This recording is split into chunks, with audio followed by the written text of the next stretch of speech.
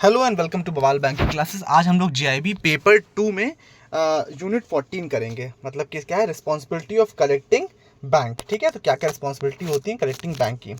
Collecting bank को कुछ कुछ स्टैच्यूटरी प्रोटेक्शंस दी गई हैं कलेक्शन के लिए। वो क्या बताई गई हैं? पहली चीज़ है सेक्शन 131 के अंतर्गत, जो एनआई एक्ट 1881 है, उसमें सेक्शन 131 के अंतर्गत ये प्रोटेक्शन दी गई हैं, जो कि चेक और ड्राफ्ट दोनों पर ही अप्लाई होती हैं।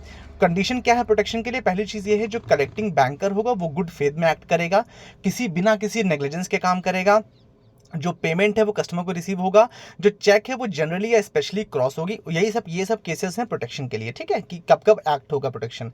Before moving on, I request कि please like, share, subscribe and comment on the video. Also please go through the copy disclaimer that this video is for educational purposes only. Duty to follow the KYC norms, prevention of money laundering act और KYC directions जो RBI के हैं उनको follow करना होगा।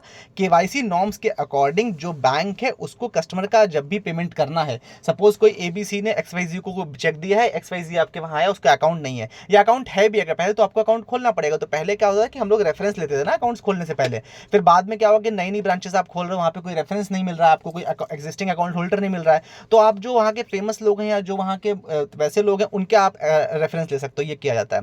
KYC norms के अंतर्गत आपको ओवीडी, जो कि 6 प्रकार का होता है, ऑफिशियली वैलिड डॉक्यूमेंट, वो लेना है, पैन नंबर लेना है या फॉर्म 60 लेना है।